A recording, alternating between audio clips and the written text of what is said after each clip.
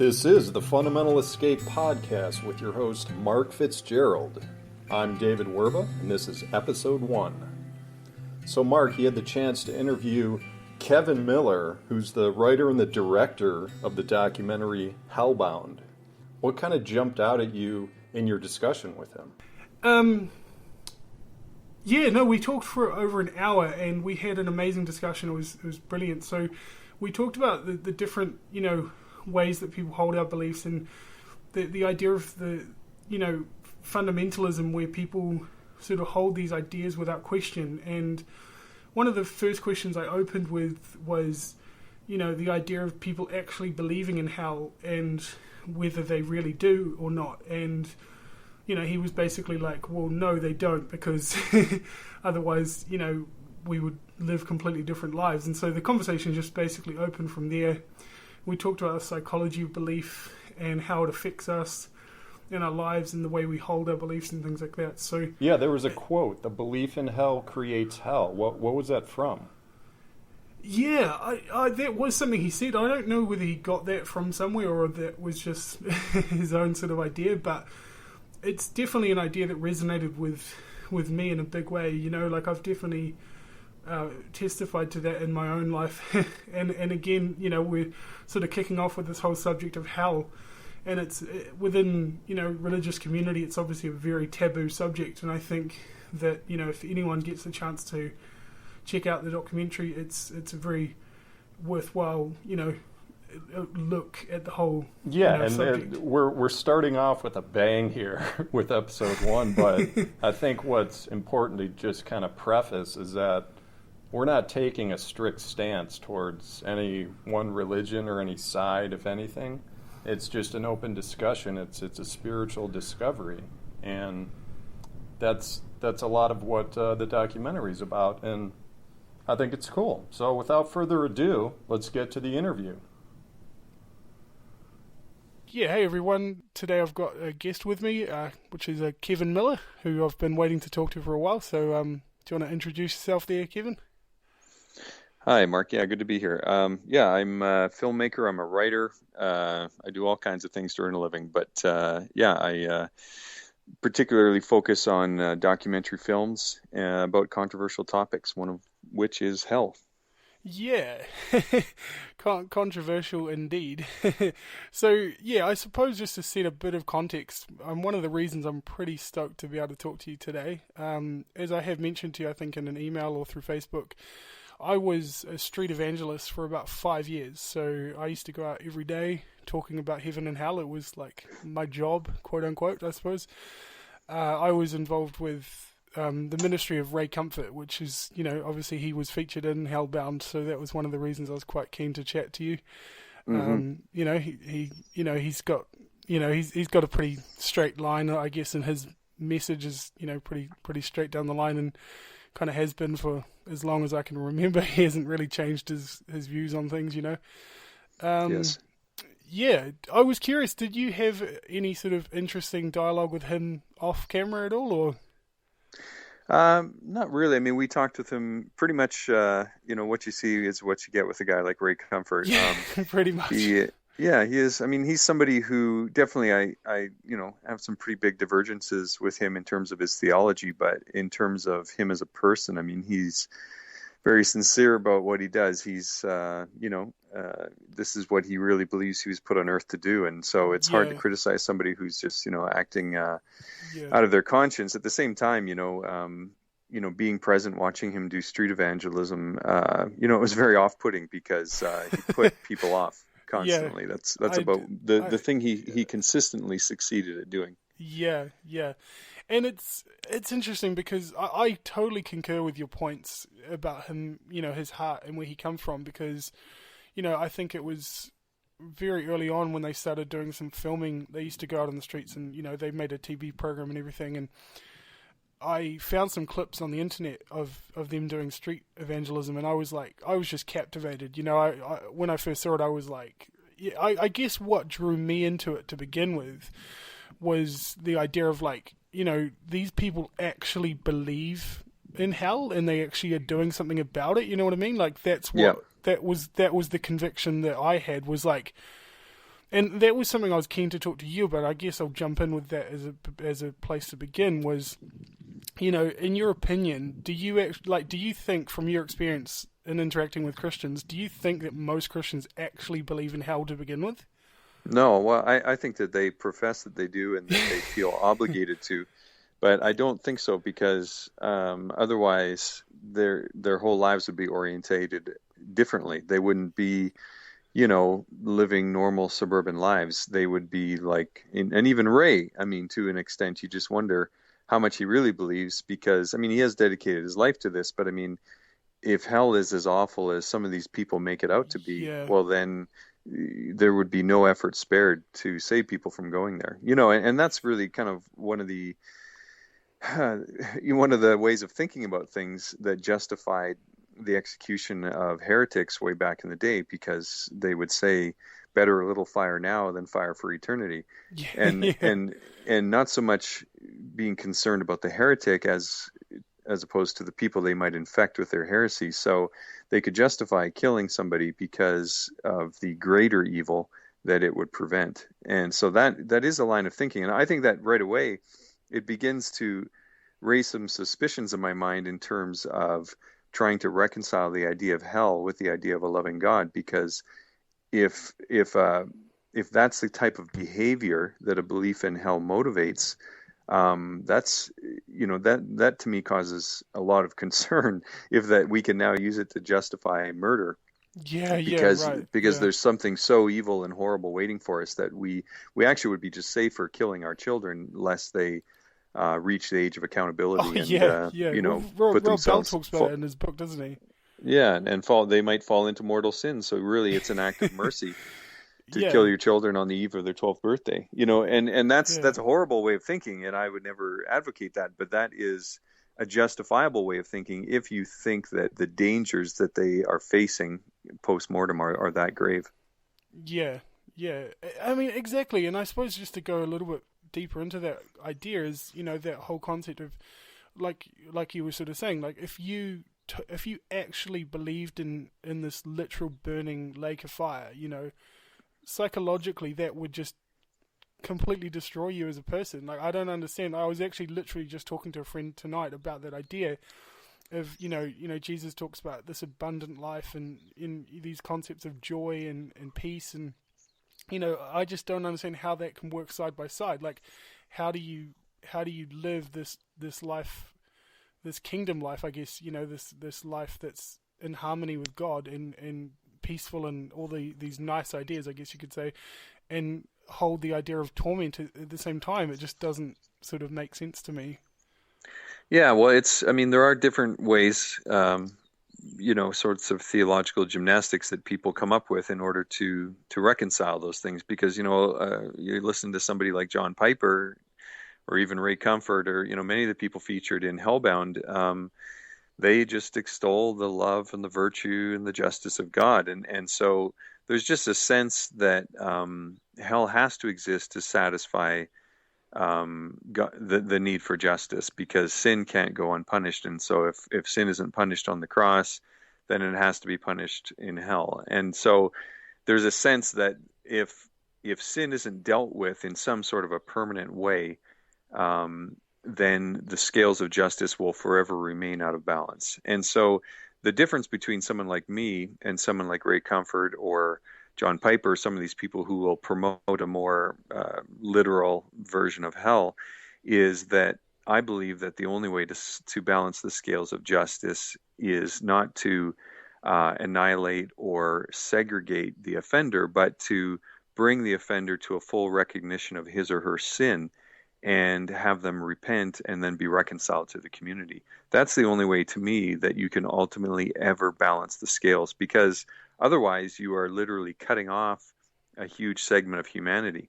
So, and that hell becomes a place where sin, anger, hatred, pain, suffering, agony lasts for all eternity, so that there's forever a black mark on the universe. Yeah. And the annihilationists, they deal with it by saying, well, no, people are just extinguished, and so the black mark goes away. But the memory of the black mark remains. Yeah, yeah. I mean, I suppose, I mean, the idea of annihilationism is at least a step down from eternal conscious torment in that regard, you know? Well, I think it's a step up. It's like saying that, well, at least he didn't torture his kids; he executed them. Like if we're looking Okay, at a human, if okay, we're that's an looking at a interesting human, way to look at it. if we're looking at a human being, we would never say somebody who murdered their children is better than someone who tortured their children for all eternity. Right. We would say they're both equally reprehensible. Yeah, yeah, And yeah, that's again, okay. we have to bring God, we have to bring it back to that level. People will say, well, God's ways are not our ways. Well, the context of that verse in Isaiah is that God's ways are not our ways in the way that He loves His enemies. That's the incomprehensible nature of God. It's not the wrath of God that's Yeah, incomprehensible. yeah, It's the love of God. And this is echoed again in 1 Corinthians 13, where we see through a glass darkly. Well, we don't see God's wrath through a glass darkly. It's God's love that's always the yeah, incomprehensible thing. And yeah, so again, this is where I get back to some of these really retributive views of hell.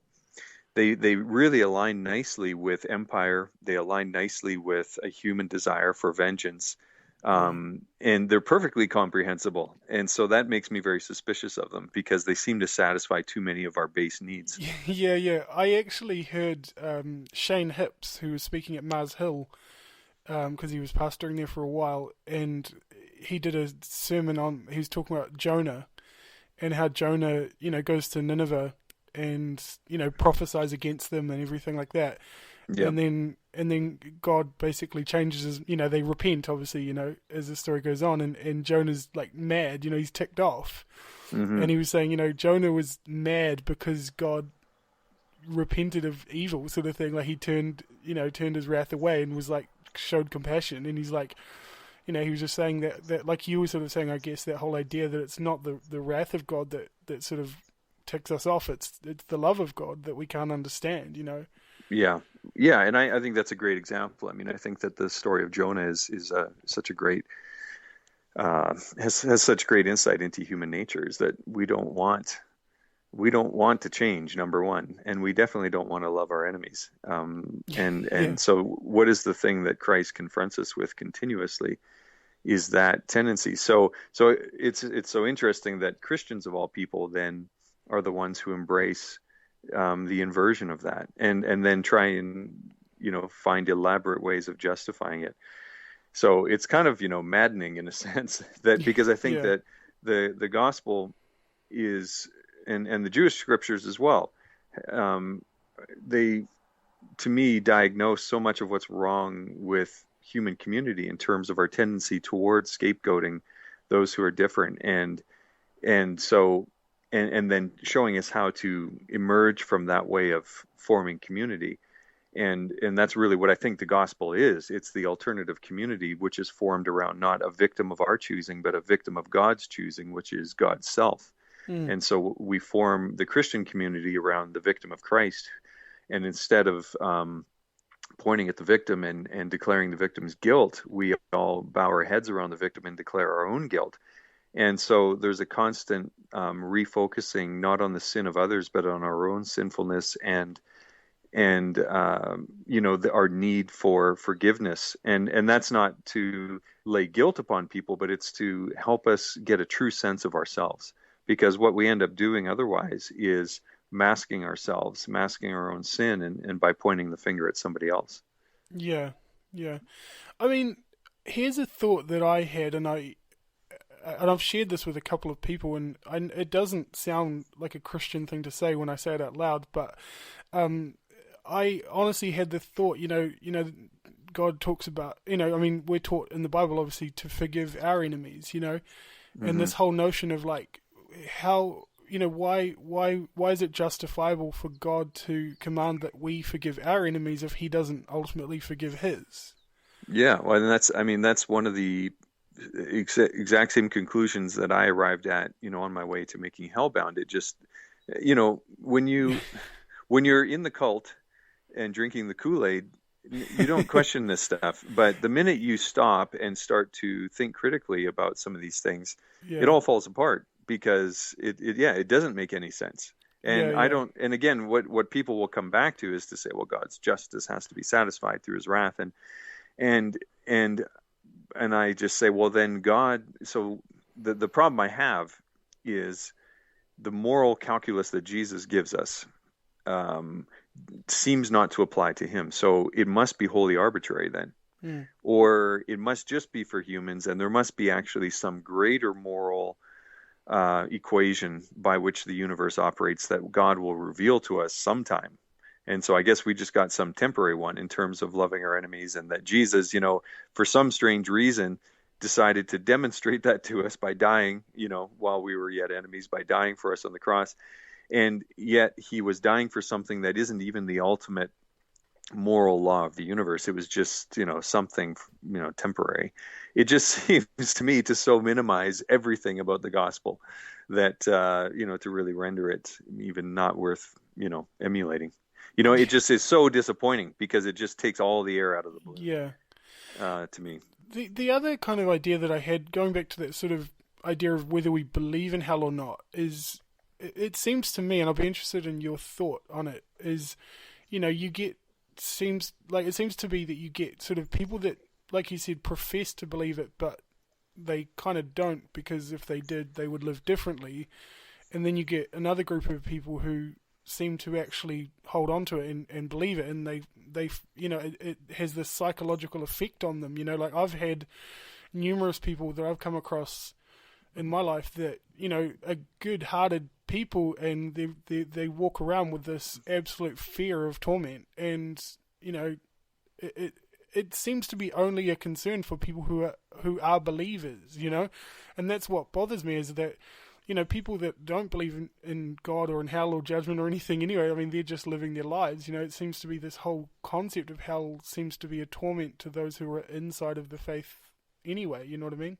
Yeah, well, I agree. I mean, I remember in the days back when I believed in hell, and being fearful all the time of whether or not I was actually saved, and crying out to God and begging him to save me and that sort of thing, and you live in a state of constant fear of never actually being sure. And then you run across some Calvinist who tries to tell you that you might have had a false conversion or some kind of Yeah, crazy lunacy like that. I sort of And dabble in so that.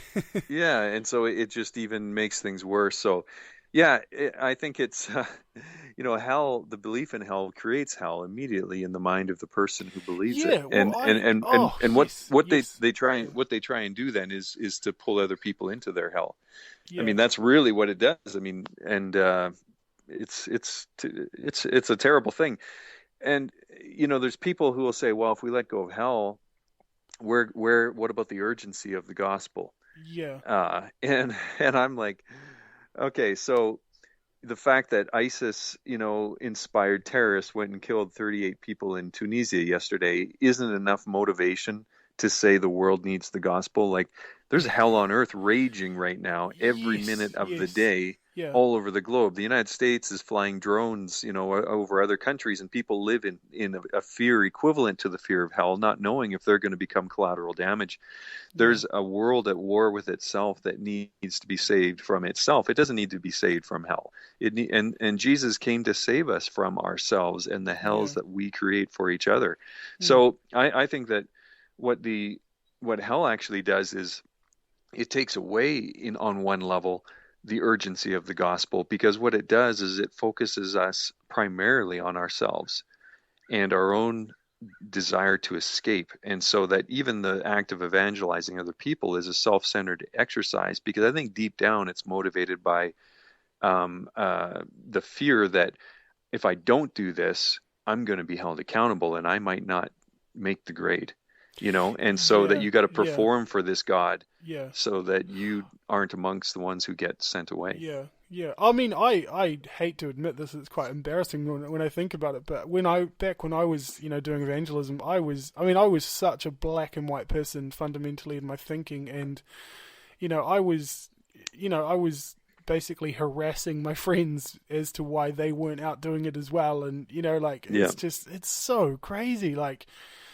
Well, it is how very, to lose friends, yeah, well, it creates a very cult-like mentality. And it's very difficult to break away from that. If you listen to people who will talk about being part of Scientology or some of these other groups, I mean, it's a very similar phenomenon in terms of what happens mentally. And yeah, it is Yeah. embarrassing. Once you pull out of it, you just can't believe some of the things that you believed and Yeah. some of the things that you said and did. But Yeah. you're doing it under the influence of an idea that for one reason or another infected your mind. Yeah. I mean, admittedly, even now, like, I mean, I still struggle with shaking it completely off. It's still part Yeah. of my psyche, you know? And Well, yeah. I'd be I, interested to know what your thoughts are on that or your experience with that. Yeah, one of the marketing lines I came up with for Hellbound was the film is for anyone who's ever wondered or worried about hell, which I think includes pretty much everyone.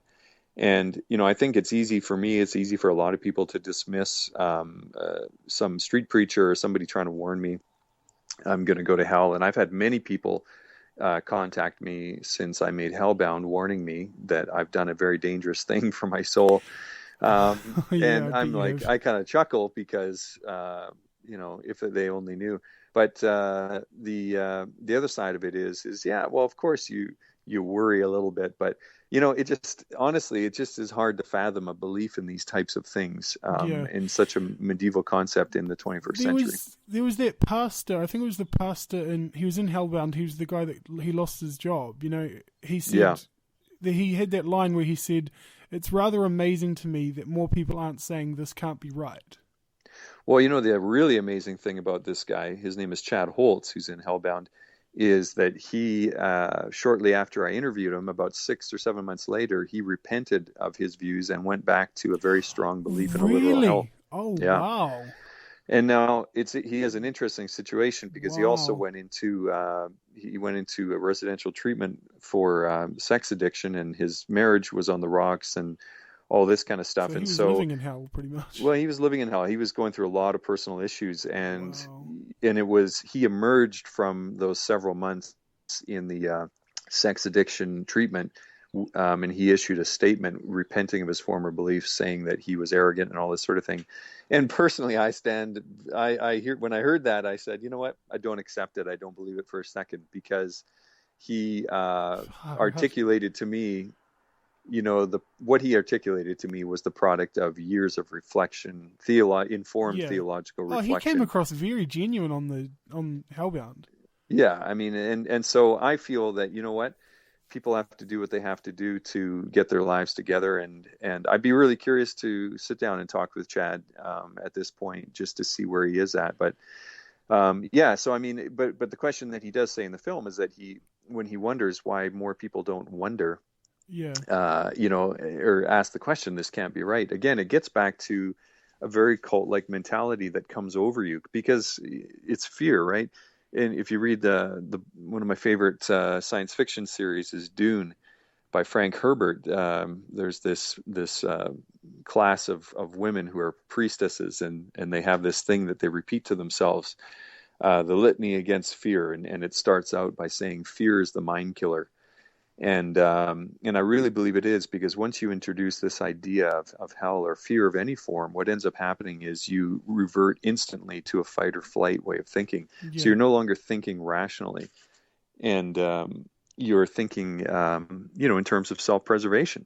And so everything gets hijacked by that fear. And Yeah. so, Yeah. yeah, it just, to me, there's just when you start to think rationally about many of these beliefs, they just crumble. Yeah. See, because I don't know. I'm in an interesting place, I suppose, because I'm doing this thing where I'm trying to walk a line and not in the sense of being like a people pleaser or anything like that, because I know that's pointless. But with things, for example, like I've got family members who are gay, for example, and obviously this whole thing in America has just come out where they've legalized same-sex marriage and things like that, and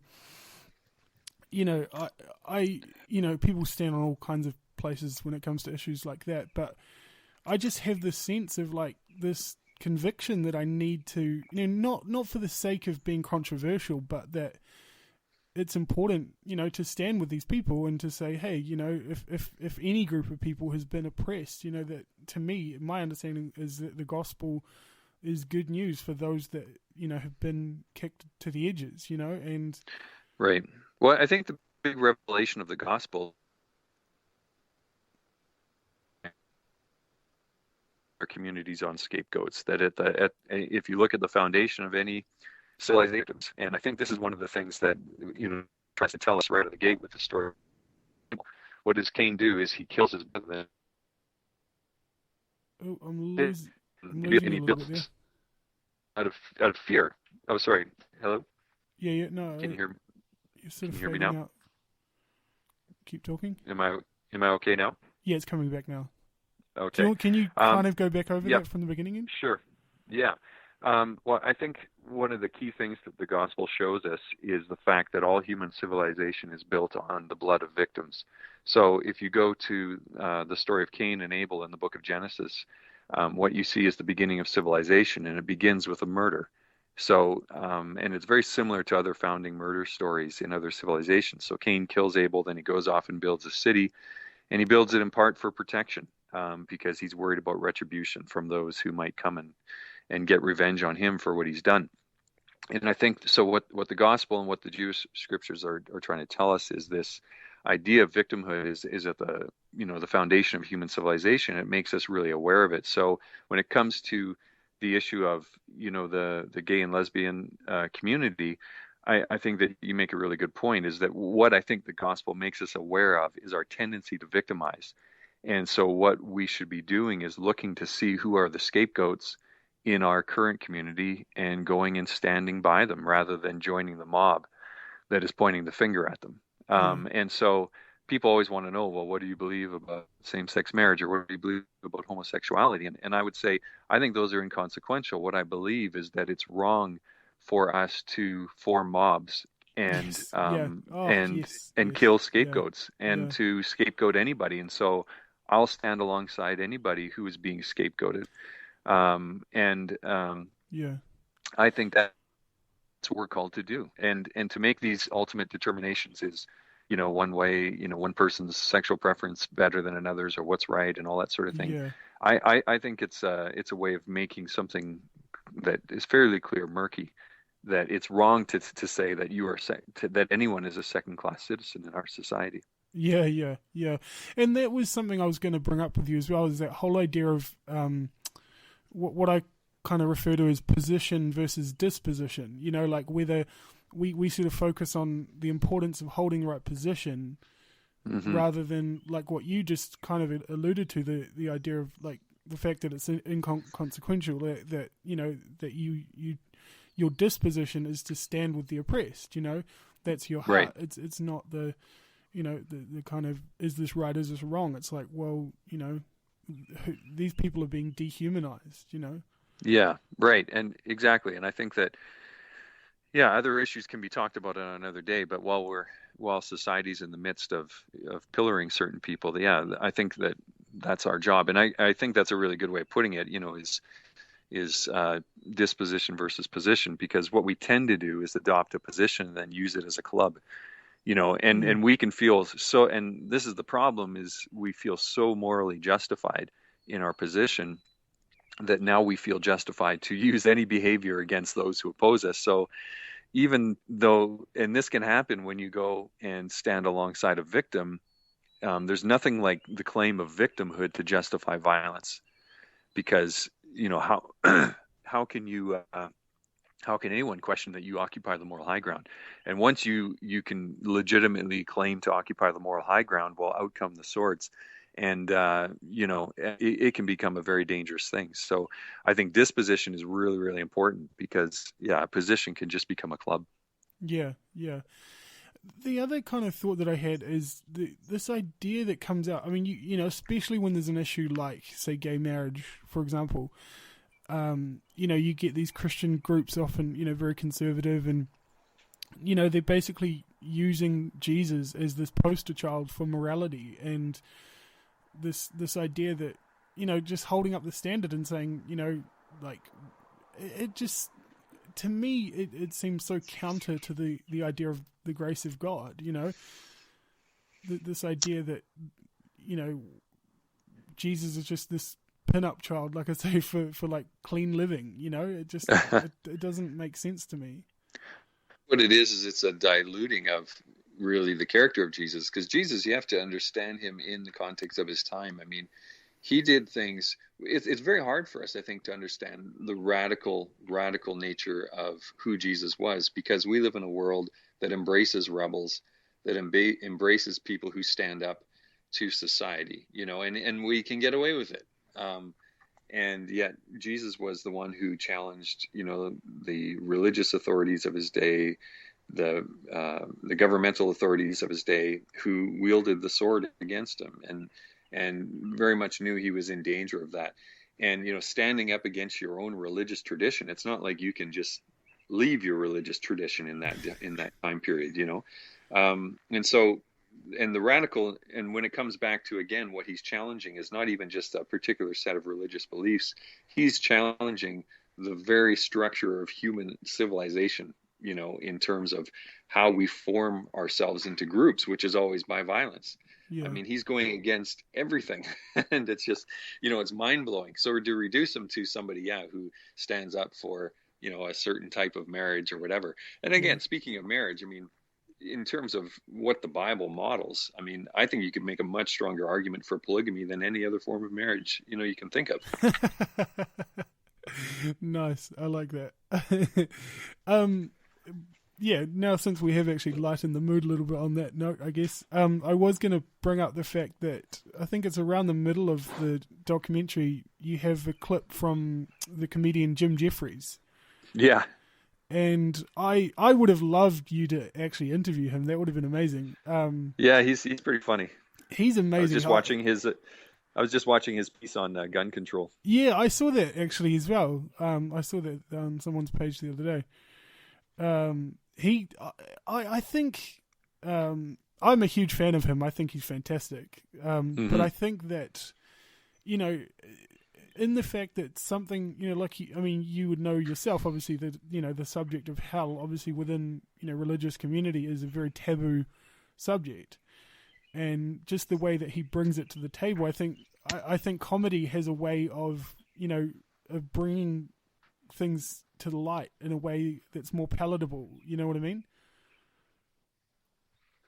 Yeah, definitely. Like I mentioned, I watched Jim Jeffries in Boston talking about gun control to a bunch of Americans, and I thought it was, I would call it very prophetic in terms of what a prophet does is speaks truth, often uncomfortable truth, into community, and couching it in comedy like he did, and even went to the point of dividing up his audience, saying, 50% of you kind of agree with me, 40% of you are uncomfortable, and 10 of you hate my guts. And he knew that he was making some people who are, really uncomfortable. And I'm sure when Jesus is giving his, when he's speaking publicly, he's probably thinking along the same lines, and, also employing humor and some of these other devices to get their point across. And in Hellbound, we try and use a little bit of that. I wish I could have used more.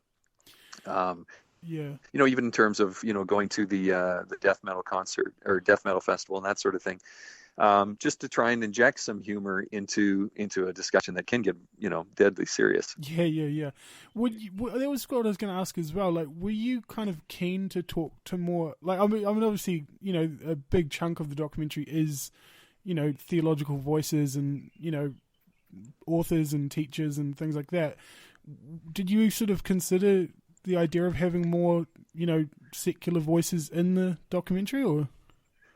Yeah, I did initially. Like initially, when I was going to make the film, it was going to be even about the idea of hell and other religions and that sort of thing. But what happened was very early in my development process, Rob Bell came out with his book "Love Wins," and that caused a huge uproar in the evangelical community, and that's the community I come from. And so I felt, you know what, I want to really focus the film on that, and to say of the various options you have available in terms of what to believe about hell, how come universalism is the only one that can get you kicked out of the fold? Because if it's really interesting. This is something people don't realize, I think, unless they study it a bit, is that even within the traditional view of hell as eternal conscious torment, there is such a vast diversity of views in terms of who ends up in hell, Does God choose, or do people make that choice? What's the nature of the punishment and that sort of thing?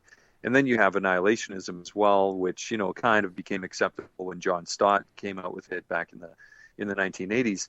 So there's a tremendous amount of diversity within what's termed the fold, within the what would be considered Orthodox Christianity.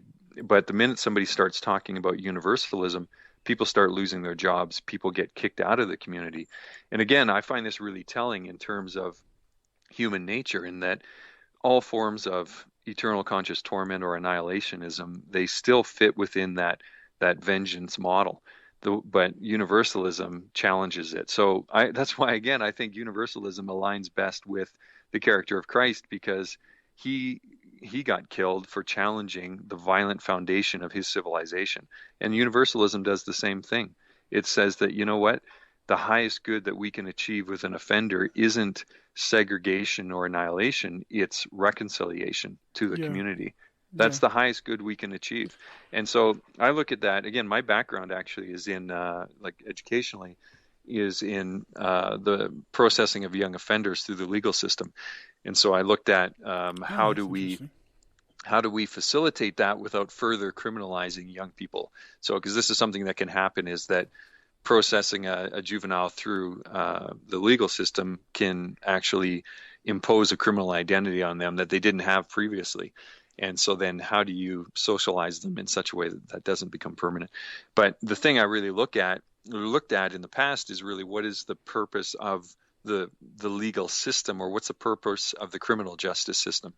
And, there's many things that it seeks to achieve in terms of protecting society, deterring crime, and that sort of thing. But really the highest good that it can achieve is what a penitentiary was meant to do, which was to make somebody penitent, to repent and to reform and be reconciled. So the it idea wasn't just that punishment for the sake of punishment, basically. No, and so now all we do is warehouse criminals. But really, in the beginning, that's the idea, was to have somebody segregate them for a time, give them a timeout, so that they can become almost like a monk and reflect on their lives and the paths that they've taken, and to, choose a new path, and then they can be released, and they can do whatever kind of, restoration that they need to do, and then they can become a member of society again. I mean, that's the greatest good that we can achieve in our human attempts to deal with sin. So why would we expect anything less of God? Yeah. And it to me, so hell becomes an absolute failure of the imagination, because we impose this, this limitation on God that we are not even limited by, because we can already achieve reconciliation and restoration, even of murderers. So why couldn't God do that? Yeah, exactly.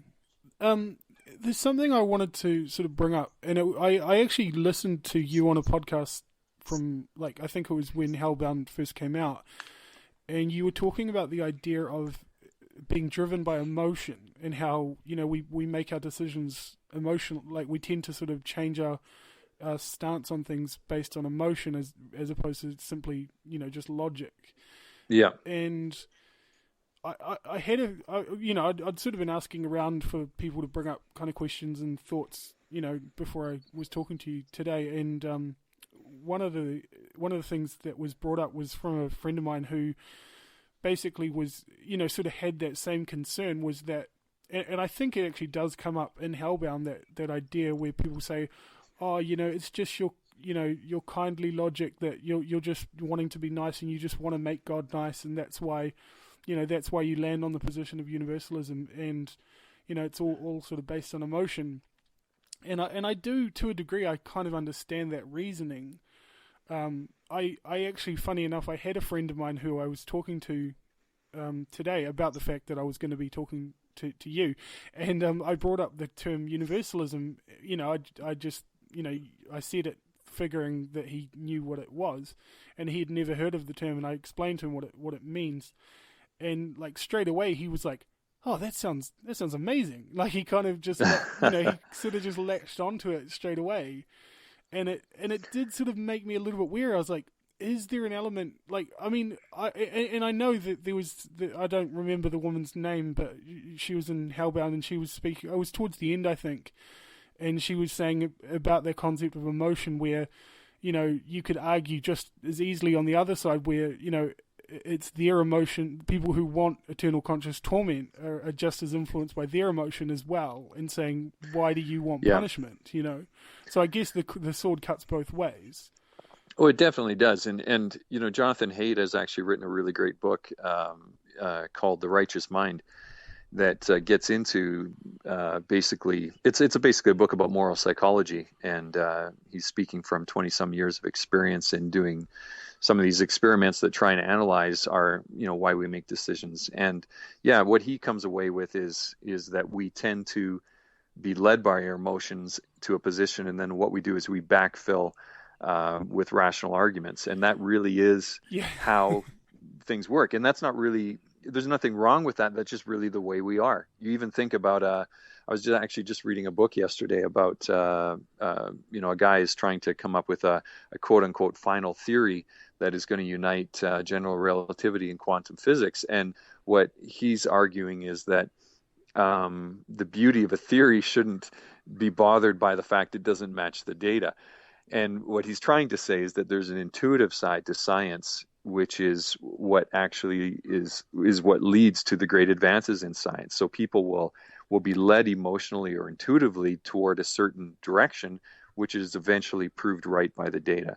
So that's how Einstein, ends up. And Einstein was actually both helped and hindered by that, because there's a point at which he couldn't emotionally accept the implications of his own theory, and so other people had to take up the baton and move it forward in terms of the indeterminate nature of the universe. And he just and his response is, well, God doesn't play dice, and turns out maybe God does. But anyway, all that to say is that emotion, I think, plays a huge role, and so we have to recognize that. And not run from that. I think that's something, once you become aware of that, emotion just really becomes, it becomes the fuel that drives you toward finding answers. So it drives the rational side of you to go, I have this intuition that just can't be right. So let me go and look at the evidence. The thing then you have to be aware of is how you can develop a confirmation bias. So you just start to look for evidence that matches. You find what you want to find. Find what you want to find. But once we're all adults and we all recognize those tendencies and we work together in community, being in checks and balances for each other, I think, we can actually find knowledge. It's curious, because I think there seems to be, especially within Christianity, from my observation, this sort of notion that emotion is like negative, like, oh, we can't be emotional, like we've got to, it's just what the Bible says, and it's, well, there's that little train thing, is there a little train thing that kids are showing where the front thing is faith? Is it faith, fact, feeling, or something like that? I think, it sounds familiar. But feeling's at the back of the train, And but I think that it is kind of interesting that people are afraid of emotion, because it again, what Jesus is always doing is, when he's encountering his critics, is they're coming at him with rational arguments, and he's always sidestepping them and trying to get at the heart of the person, because he's realizing that the rational arguments that they're trying to present against him are symptomatic of a heart condition. And so he's trying to get at the heart condition, and he's totally ignoring the rational arguments. And that's very frustrating for people, because, they want to, their whole system is being threatened by him all the time. We just want answers. I mean, this goes right back to the Garden of Eden, essentially, where it's, just give me the tree of the knowledge of good and evil.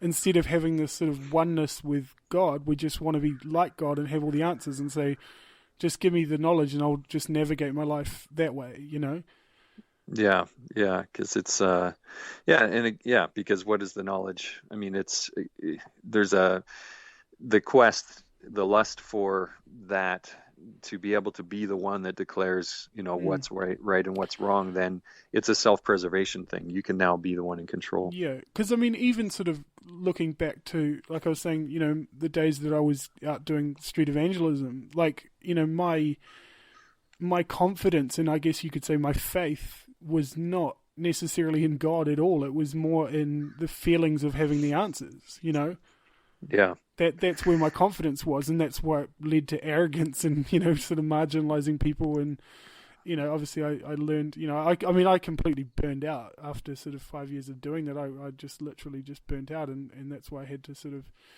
rebuild, and, I had a lot of questions and doubts, and, things sort of fell apart. And, so, I mean, there was something else I was going to bring up sort of in relation to the sort of comedy aspect. I heard an interview with, you'd know Ricky Gervais, the British comedian. Oh, yeah. Yeah.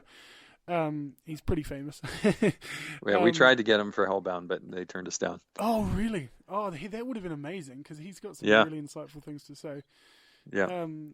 So he was on an interview on this radio show, and he was talking about basically, I don't know if you would have seen any of the things he's sort of said on his faith growing up, but he talks about basically believing in God until about the age of 8 years old, and he basically tells a story where he was at home drawing like a picture of Jesus, and his older brother came in the room and says, "Oh, what are you doing?" He's like, "Oh, just drawing Jesus." And he's like, "Oh, who's Jesus?" And he says, "Oh, he's the Son of God." And he says, "Oh, why do you believe in God?" And then their mum, basically, their mother said, "Oh, his name was Bob. His brother's name was Bob." And she just goes, "Bob, shut up." And he said he knew, based on her body language and, the question that he'd asked, he said he thought about it, and basically within an hour, he was an atheist.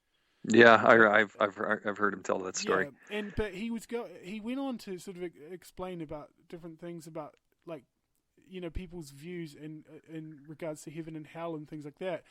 And he said, if you're doing good to go to heaven and to avoid hell, he's like, you're not good. He's like, you're Pavlov's dog. Yeah. And that, and one of the things that strikes me about him is, for someone who's an atheist, I would almost call what he does a ministry, because he says that one of the things that motivates him to speak out about this kind of the kind of thing that he does is, he said, I know that there's people, he goes, there's kids out there, like, 12 years old, who get told if you don't do this right, God's going to burn you forever, Yeah. And that's part of his motivation, And I was like, that's, there's something to be said about that, Yeah, well, you get somebody like Richard Dawkins, who will say that, I think he says it sort of in general about religion is educating children about religion is a form of child abuse.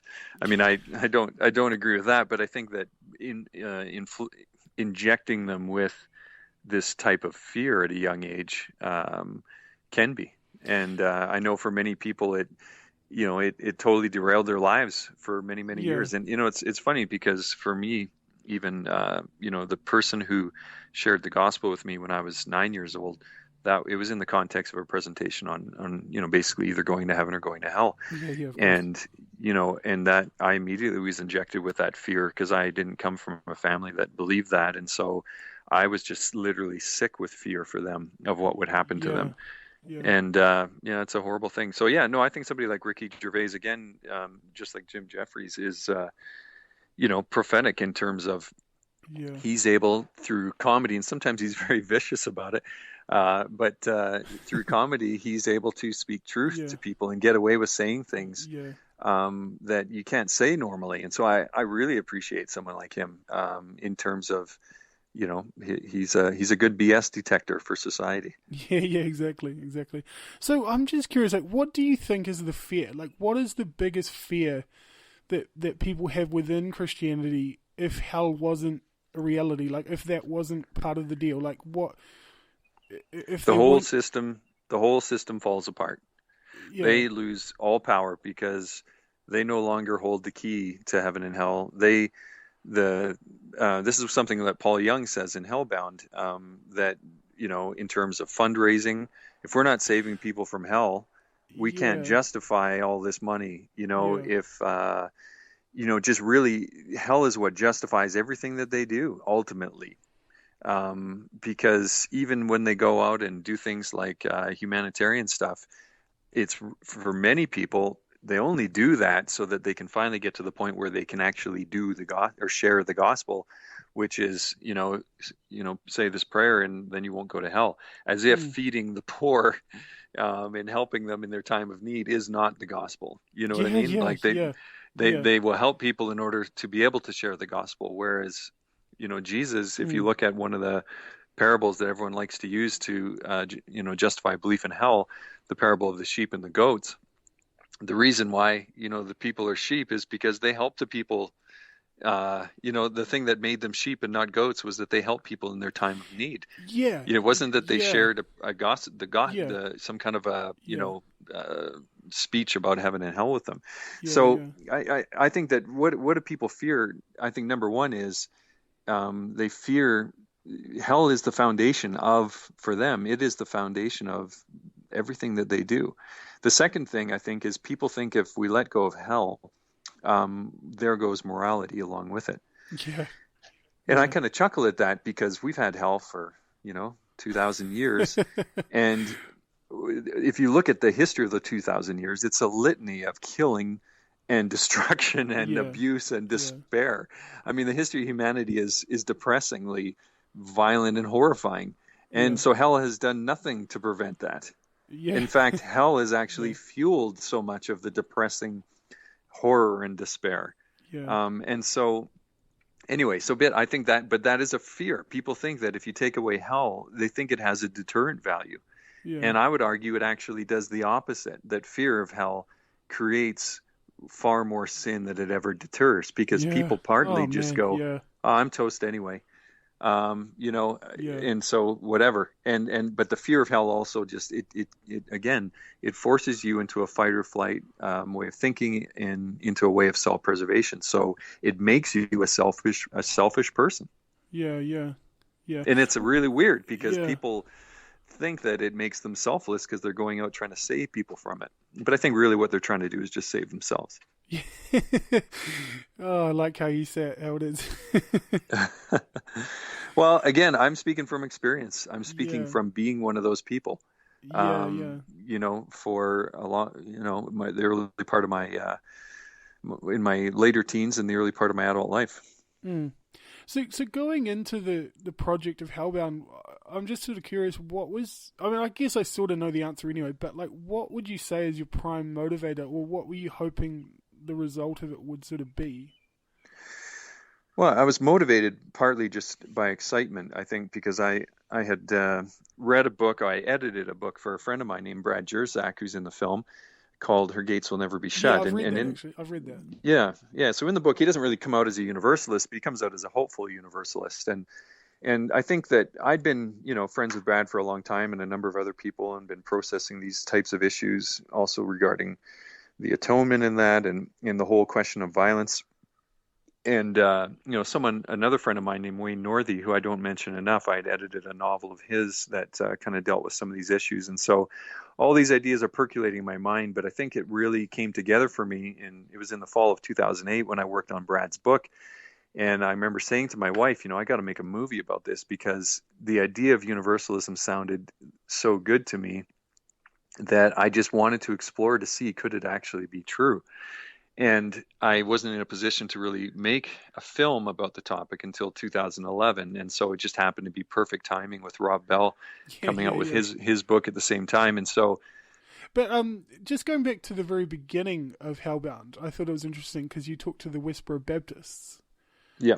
That was, and I know I'd heard, I can't remember, I'd heard somewhere along the line that there were some Christians that weren't very happy that you sort of included them. Well, I think that people just misunderstand why I have them in the film. There's people who think that they represent people who hold a traditional view in hell. A traditional view of hell is eternal torment. Well, I don't think that's a very sophisticated reading of the film. The reason why they're in the film is to represent basically a way of holding beliefs that is so uncompromising that we become the thing that we fear the most, in a sense. So really what they're there to represent is the end of the line in terms of a fundamentalist way of thinking, this uncompromising, this unwavering way of holding a belief, which causes us to then basically be people who are eating from the tree of the knowledge of good and evil, because that's what they're doing, right? And so I was trying to take something in contrast and to say, this is a really extreme way of looking at things. Let's now go and look at more sophisticated ways of looking at it. But what we ended up arriving at is that the theological grid that somebody like, say, Mark Driscoll or John Piper uses is really no different than the grid that the Westboro Baptists use. It just is a matter of presentation. Yeah. So he's not out in the street being all belligerent. At the time, he was, one of the most popular pastors in America. He just marketed himself better, basically. He did, yeah. But when you actually look at the belief system, really, the Westboro Baptists believe in a very extreme form of Calvinist theology. I'd come across that I've been on the website a couple of times, but yeah, I was going to have a chat to you about good old Mark Driscoll a little bit as well, because I had a really good friend of mine who was really into him. And we used to chat about theology all the time, and he started bringing up, because I'd never heard of the Emergent Church at all. I didn't even know what it was, And this was after I'd gone through my sort of burnout phase of evangelism and everything. And he kept bringing it up, and he'd always talk about it in a negative light, like, oh, this Emergent Church, this is they're sort of off track and blah blah blah, and It stirred this curiosity in me, and it made me just want to know what they were saying, And so I got to a point where I, was like, I want to, hear what these people have to say for themselves, as opposed to sort of just listening to someone's secondhand, opinion. Yeah. And so I went out, and I think one of the first books I read was Generous Orthodoxy by Brian McLaren, and a few other books as well. And I just resonated with Brian McLaren, for example. I resonated with him so quickly. I was like, I could just hear his heart for people and for people who'd been pushed out. And, because at the beginning of Generous Orthodoxy, he basically says, well, first thing he says is, this book will make no sense to some of you. And then he says, some of you have been told that there's no room for you within the faith, sort of thing. And he says, I'm here to tell you that there is. And then he says, but maybe I'm naive. And then he goes, but hope dies hard. Yeah. And for me, having that sort of evangelistic kind of nature, I was just like, I was sold, eh? I was like, man, I could just hear his heart in those words, Mm-hmm. And yeah, it's funny. I bought that book for my mom for Christmas, and she got angry at it. But I mean, Brian, I have nothing but respect for him, because he's somebody I'd love who. to talk to him someday. Yeah, well, he's somebody who, is very. He's very authentic. I was at the Wild Goose Festival the year we released Hellbound, and the Wild Goose Festival is kind of a, it's a festival for people who are on the emergent side of Christianity, or convergent, or whatever you want to call it. But he's one of the featured speakers at the event, and I get up in the morning. It was actually the morning after I had screened Hellbound, and I didn't even know he was at the screening. And what do I find him? He's standing in line with everyone else, waiting to get into the communal shower.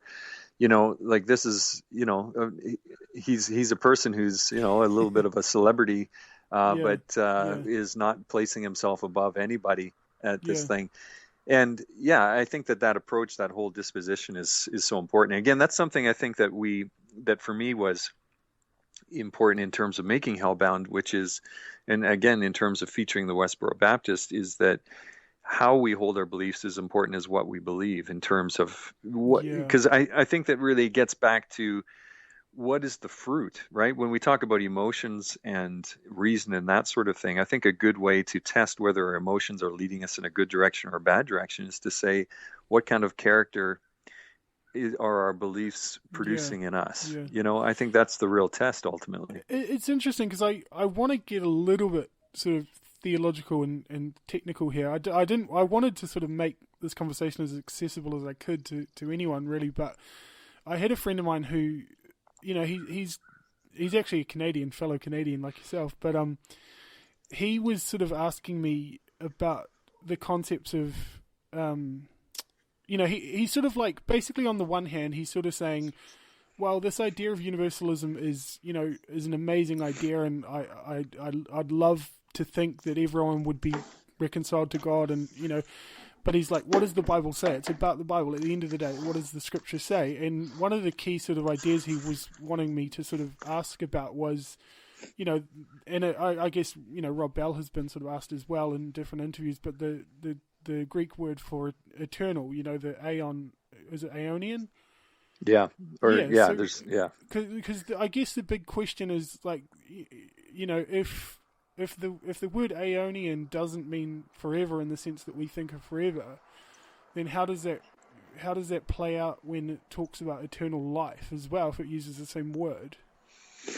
Well, again, I think that you have to think about the way the Jews would think in terms of time. We think of time as a line. A Hindu will think of time as a circle. Yeah. But at the time, the Jewish mindset would think of time as a succession of ages. And so there was no sense that that things just will continue on this infinite line into the future, that there's an age to come.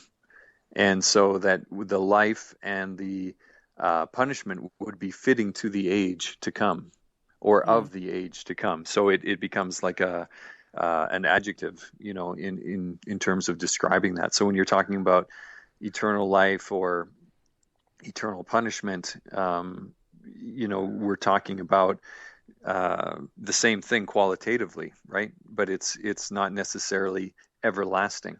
It's just qualitatively similar. Yeah. So and again, there's good people to read on that in terms of Thomas Talbot or Robin Perry, who both are universalists. One's a philosopher, the other's a theologian, who will go into great detail in terms of that sort of thing. Yeah.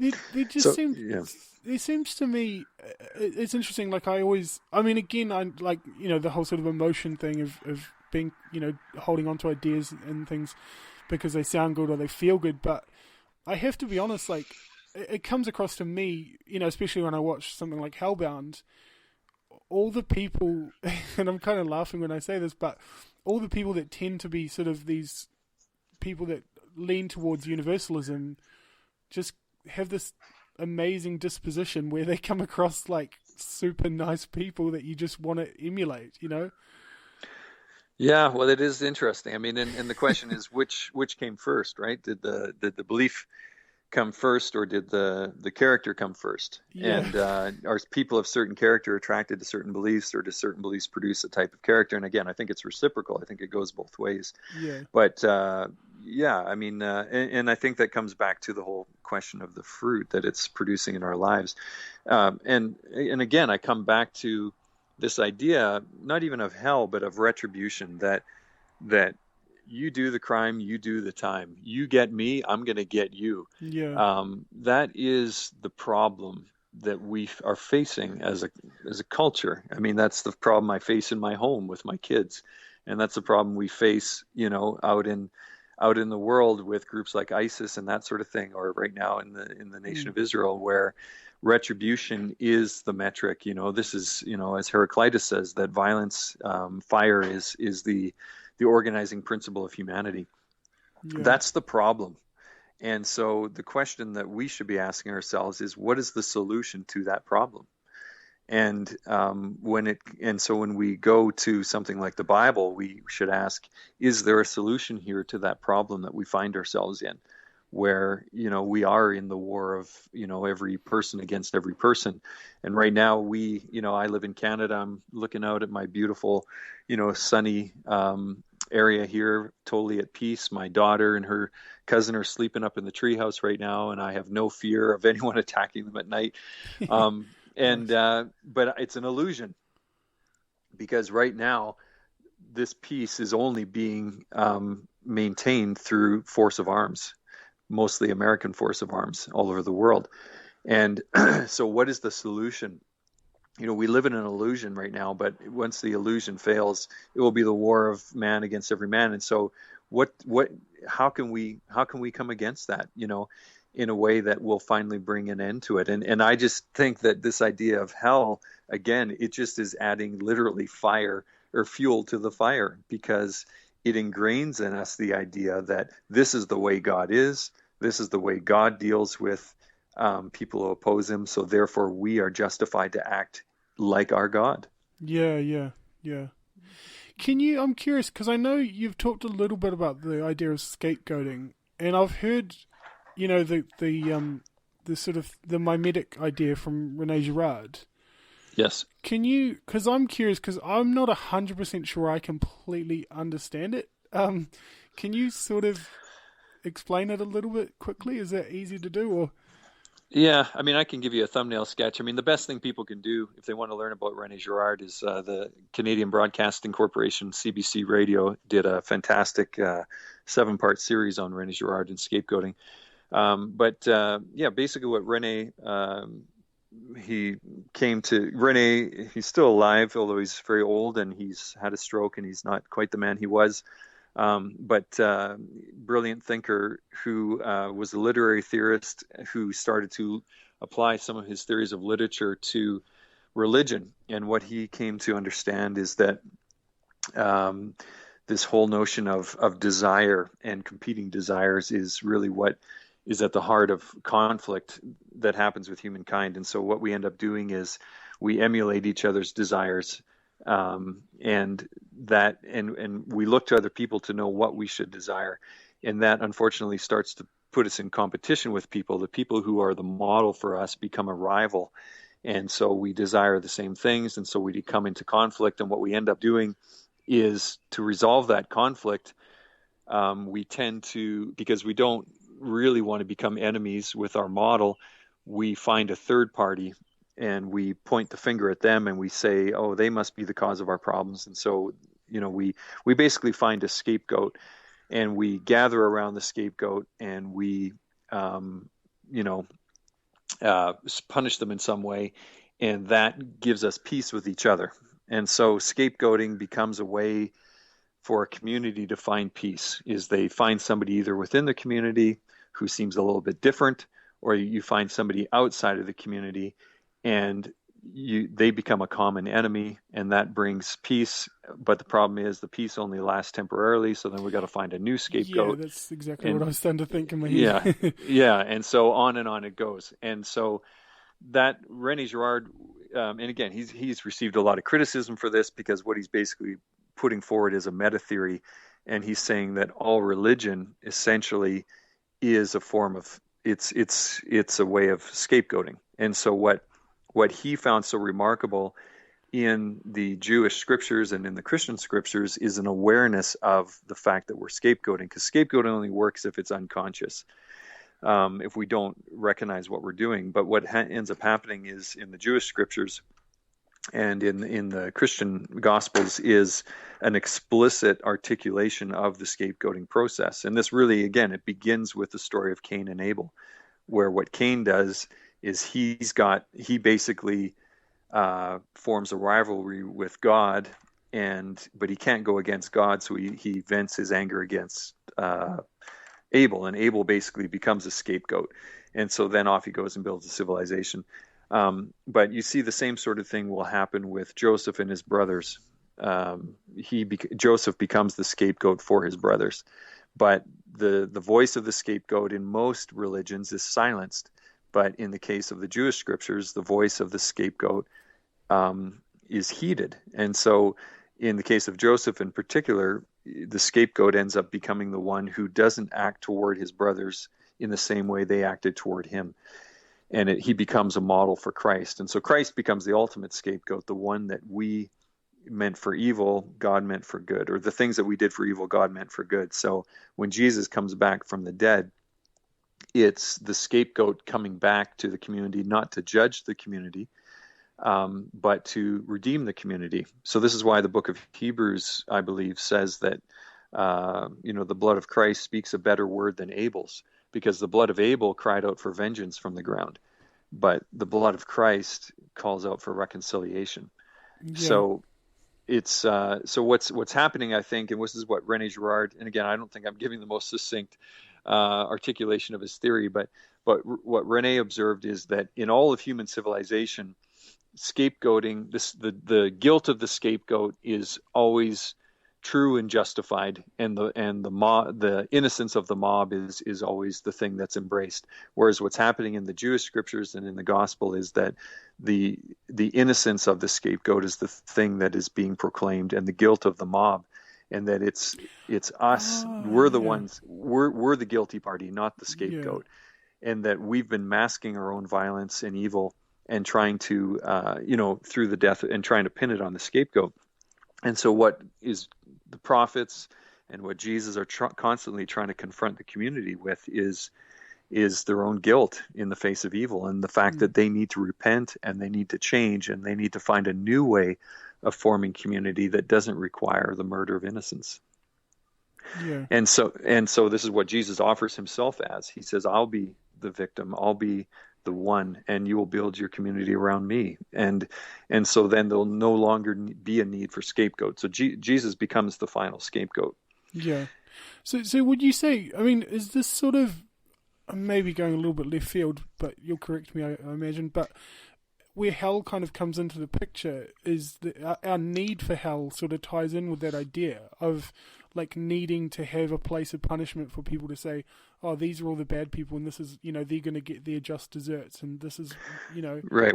Well, this is one of the insights that kind of occurred to me early on before I even knew much about mimetic theory. I just knew a little bit about this whole notion of scapegoating. It seemed to me that hell became basically the cosmic ratification of what we're already doing. And so that it basically said that God is just like us, because that's what God will ultimately do, is a certain portion of humanity will be scapegoated, and so that the rest of us can have peace. And it seemed to fit that model. So it seemed to be a pre-Christian way of thinking, because a Christian way of thinking would be the undoing of hell, because it would be the undoing of scapegoating. And instead, hell seemed to be, the divine ratification of it. Yeah. No, that did make a lot of sense. That's cool. But again, what I'm saying, though, I think for a lot of Christians is very extremely problematic, and I understand that because it basically destroys the whole system. But again, I think that's what Jesus did. I mean, that's what not to put myself, to compare myself to Jesus in any way, but I'm just saying that the logic of what René Girard talks about, to me, it just makes perfect sense with what, the very things that mimetic theory challenges are the things that Jesus challenged in terms of the violence that's at the foundation of society. Yeah, and the need for violence as well. Yeah, because again, violence, what ends up happening is that we use a little bit of violence to inoculate us against runaway violence. Because if we don't focus our violence on the scapegoat, we will focus it on each other, and that will be chaos, the war of every man against every man. And so we need to instead channel our violence in ways that only a few people are going to suffer instead of everybody. That's how we create a pecking order. So right now, America's got these drones flying over the world, and they've got these nuclear powered submarines cruising the oceans and all that sort of thing. And there's certain people who right now are paying the price for the peace that we're enjoying.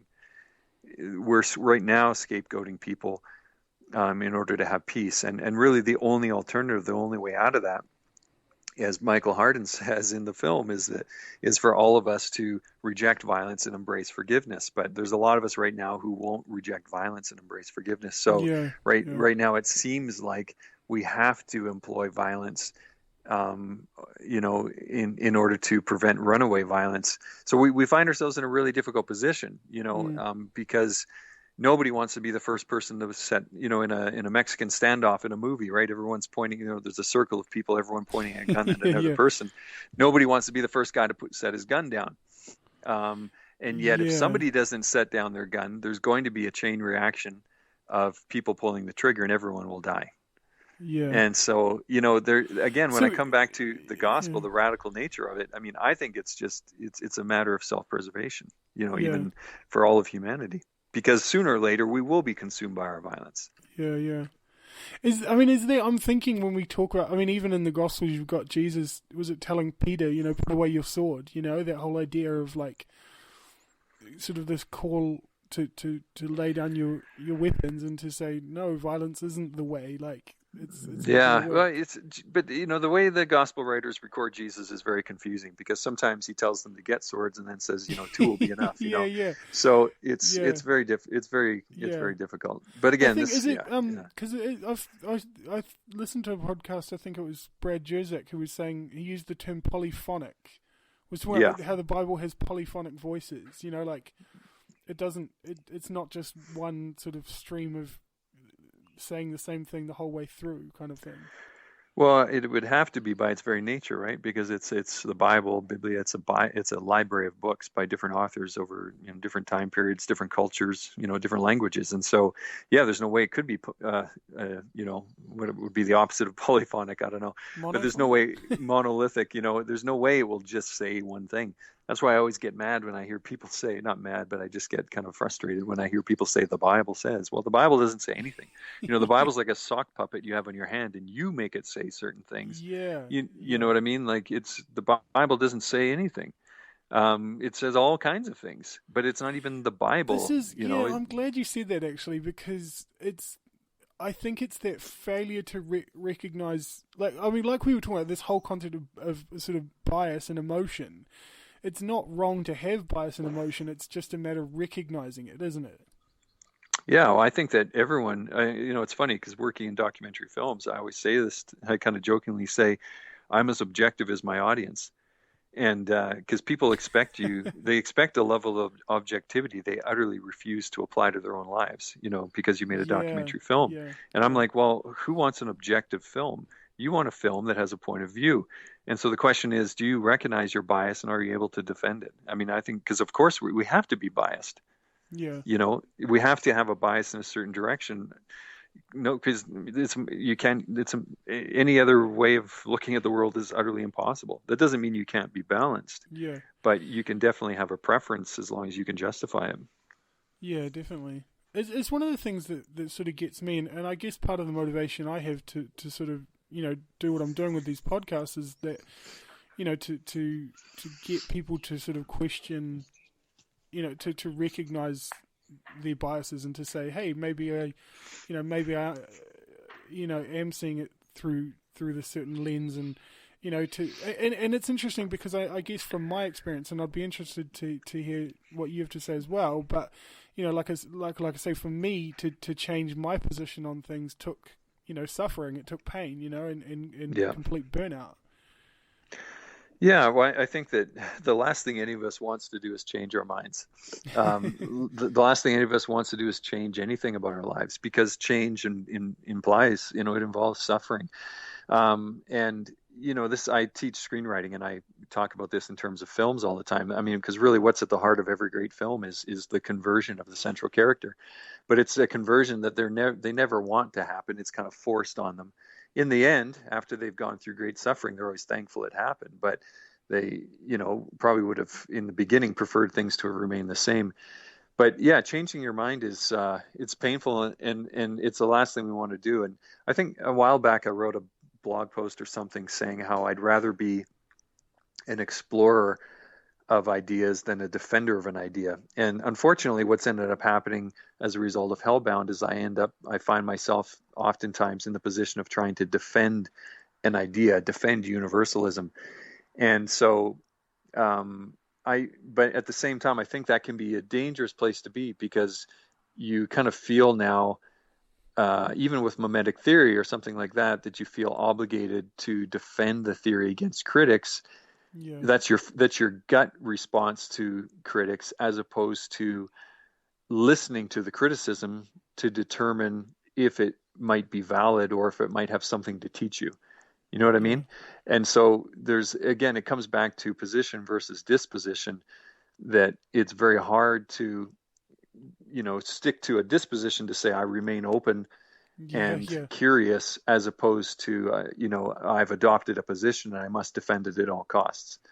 So I think many times we just make a lateral move, that we were ardent defenders of one position, And when we now it's rejected, changed. and we're just ardent defenders of another one, and we think that we've progressed somehow and we're enlightened yeah. now. And I've seen that in a lot of my quote unquote progressive, emergent, convergent Christian friends, is Yeah, that you yeah. just see a viciousness that Towards the other. it's every bit as fundamentalist as the fundamentalists they oppose. I've noticed exactly the same thing. Well, it's funny. Well, because obviously I connected with you on Facebook, and it, through doing that, I've connected with other people as well. And I'd noticed a post the other day that basically said, it was like, name the authors or the people that have helped you to escape from fundamentalism or something along those lines, Yeah. And there was sort of there was about 40 odd comments, and there was some authors that cropped up, like people that I enjoy, like, Brian McLaren, I think, was one, and Rob Bell and different people. And I was just like, this is crazy. I was like, this is just a new fundamentalism, it's just another scapegoating.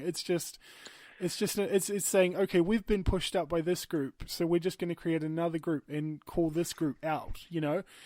And, I remember Brian McLaren tells a story, listened to something he did a talk on, and he was talking about basically when he was growing up, and he'd gone to some youth retreat or something, and there was a guy there that was, the leader or whatever, and he sat down with him, and he opened up to him about the fact that there was this other guy that had basically said, it was going around telling other people to stop supporting his ministry, and he was just like basically opening up to Brian about that, and Brian was just like, okay, what are you going to do, sort of thing, and he goes, oh, in my mind I was thinking fight, And the guy said to me, he goes, you know what you do when people push you out of their circle? And he had this glass of ice water, which obviously had like a circle around it on the table. And he said, and he poured some water on the table, and he said, you just draw a bigger circle, and he just drew this bigger circle around it. And he said, when people exclude you, you just keep including them, Right. And it was just one of those things. He said it was one of those really, sort of formative ideas that was instilled in him at such a young age. And he said he never realized until years later how important that would be, obviously, because of, what he's sort of been through in regard to his writing and things, Yeah. Well, and I think, again, it gets back to, being self-aware in terms of where we're at. And I've walked through that too. I mean, I just know, again, Hellbound, we brought out in 2012. I guess it's been almost 3 years. Came out in the fall of 2012. And I've been through all of those types of stages, even coming out with the film of even though the film is about scapegoating, really, I think at the most basic level, and, the role that violence plays in human civilization, how easy it was for me to fall into that. And even, I don't know, it's kind of, I was, and I guess I still am, a blogger on Patheos, which is a portal for all kinds of people of all different backgrounds. But it's just a little bit, I've actually stopped blogging, and I've, kind of pulled back from a lot of things publicly, just because I saw things in myself, and I saw things in people I know who have a bit of a profile that I didn't like. And I didn't like what I was becoming, and almost feeling compelled to become, because there's such a cacophony of voices out there, and you want to distinguish yourself, amongst them, and all that sort of thing. And I just, even with this terrible shooting that happened in the church in South Carolina in the United States, you see bloggers right away trying to boost their traffic by blogging about it, like I Christian bloggers. On a certain person's blog, and they commented back. They actually responded. They didn't like what I had to say about that, but yeah. Yeah. Well, and it's almost like the other side of scapegoating, where, nobody wants to be a scapegoat. So you want to side with the mob, but on the other side, we all want to be distinguished from the crowd as well. Right. And so because we want to be the one who's the model for everyone else. And so it just, anyway, all that to say is that you can talk about these issues and be very aware of them. And some of the people I know who are involved in mimetic theory are some of the most, the most quick to scapegoat of anyone I've ever met, Yeah. And so you can't escape yourself. But at the same time, self-awareness and constantly, doing checks on yourself, I think, is really important, because it's so easy to fall into the very thing that you're criticizing. Yeah. Well, I guess just as a way of sort of concluding, because we have talked for a while now, I appreciate your time. What would you sort of have would you sort of have any thoughts in regard to, because, a big sort of drive and theme of my podcasting is sort of this idea of narrative and story, and sort of, the transitioning from, like the ideas that we get handed to sort of, growing and changing and things like that. And like, based on sort of your experience and your sort of transitioning in regards to specifically, I guess, hell, being the topic, what would you have any kind of thoughts or questions that people could sort of self-reflect on that would be helpful, do you think? Well, I would say one thing is that you can't study any theological topic, especially a topic like hell, in isolation. It will automatically put all other kinds of theological issues on the table. So I remember when I interviewed Kevin DeYoung, who's a Reformed pastor in the United States, he said, if you pull at the thread of hell, basically everything comes with it. And he said that like it was a bad thing. And I think it's a good thing. Yeah. Because it does put everything on the table. So you can't study this stuff in isolation. And there's going to be a crisis period, because hell is the end of a story. And so when you change the ending of the story, it automatically forces you to look at all the other aspects. And there's going to be a moment of crisis, because the minute you conclude that perhaps your belief in hell isn't as justified as you thought, you're going to be in a crisis mode, because you suddenly don't have a narrative in which to place your life, if that was really important to you. And so the thing I would say to people if they're walking through this issue is don't panic, is just give yourself time. And that eventually, that's why I would encourage you to read some of the authors who do, call themselves universalists, people like Robin Perry or Thomas Talbot, and that, who can help you explore alternative narratives. And, that there are, and again, this is not a new thing. That's something I tried to communicate in the film as well. We go into a bit of detail in Hellbound in terms of the history of the idea that universalism, the idea of ultimate reconciliation of all people to God, has been with the church since the beginning. In fact, there's an argument that can be made that not only was the church was universalism the dominant view of the church for the first few hundred years, so was pacifism, because Christians were being persecuted. And so participation in the military was, who could even fathom that a Christian would participate in the very military that's hunting them down? And so these are not new ideas. These are old ideas.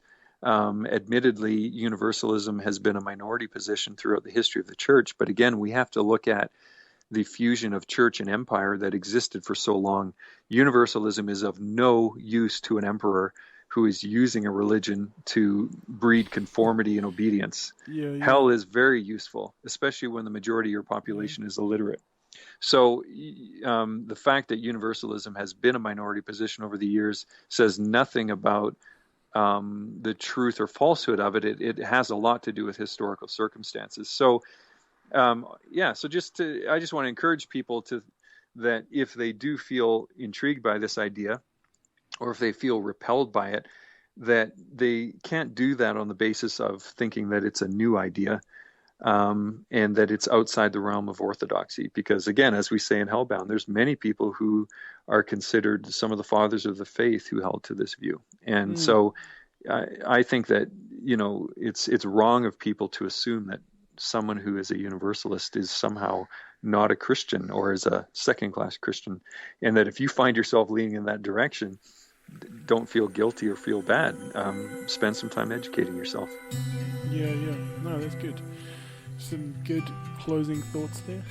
Cool. Thank you so much, Kevin, for coming on the podcast and having a chat. So,